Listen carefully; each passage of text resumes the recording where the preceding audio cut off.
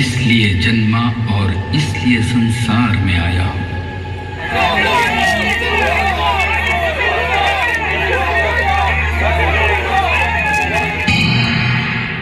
Old ഡൽഹിയിലെ saint Mary's പള്ളിയിൽ നിന്ന് സേക്രഡ് ഹാർട്ട് പള്ളിയിലേക്കാണ് കാലങ്ങളായി കുരിശിന്റെ വഴി നടത്താറുള്ളത്.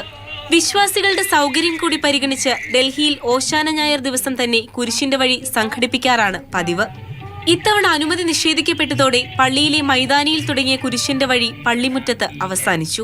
നിശ്ചയിച്ച പോലെ പ്രദക്ഷിണം നടത്താൻ കഴിയാത്തതിൽ നിരാശയെന്ന് ഡൽഹി ആർച്ച് ബിഷപ്പ് അനിൽ കുട്ടോ ചടങ്ങ് ആരംഭിക്കുന്നതിന് തൊട്ടുമുൻപ് പ്രസംഗിച്ചു.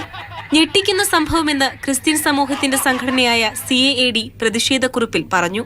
മലയാളികളും ഇടും, എല്ലാ റീജിയൻ ഇന്ത്യയിലുള്ള എല്ലാ ലാംഗ്വേജിലുള്ള ആൾക്കാരും ഇതിൽ വരുന്നതാണ്. അങ്ങനെ ഒരു അനുമതി കിട്ടാത്തപ്പോൾ നിങ്ങൾക്ക് തോന്നുന്നത് എന്താണ്? അതൊരു നല്ലൊരു വിഷമം പിടിച്ച കാര്യമാണല്ലോ ഇത്. ന്യൂനപക്ഷ വിരുദ്ധ നീക്കമാണ് ഡൽഹിയിലുണ്ടായതെന്ന് CPM-ഉം കോൺഗ്രസും കുറ്റപ്പെടുത്തുന്നു.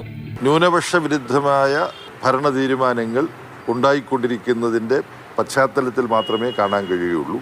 ഇത് മതസ്വാതന്ത്ര്യത്തിനെതിരെയുള്ള കടന്നാക്രമണം ആർട്ടിക്കിൾ 26-ന്റെ നഗ്നമായ ലംഘനമാണ് എന്ന് പറഞ്ഞുകൊണ്ട് ഈ കാര്യത്തിൽ നടപടി വേണമെന്ന് ആവശ്യപ്പെട്ടുകൊണ്ട് കേന്ദ്ര ആഭ്യന്തരമന്ത്രിക്ക് കത്തെഴുതിയിട്ടുണ്ട്. എന്നാൽ സുരക്ഷാ കാരണങ്ങൾ മാത്രമാണ് അനുമതി നിഷേധിക്കാൻ ഇടയാക്കിയതെന്ന് കേന്ദ്ര സർക്കാർ വിശദീകരിക്കുന്നു. സെക്യൂരിറ്റി റീസൺസ് കൊണ്ട് ഹനുമാൻ ജയന്തിയുടെ പ്രൊസഷൻ ഇന്നലെ അനുവദിച്ചിരുന്നില്ല. അതുപോലെ ആ രീതിയിലുള്ള എല്ലാ പ്രൊസഷൻസും കഴിഞ്ഞ ദിവസങ്ങളിൽ ആയിട്ട് അനുവദിക്കുന്നില്ല. ഡൽഹിയിൽ വലിയ വിഭാഗം മലയാളികൾ ഉൾപ്പെടെ ആരാധനയ്ക്കെത്തുന്ന പള്ളിയാണ് സേക്രഡ് ഹാർട്ട്.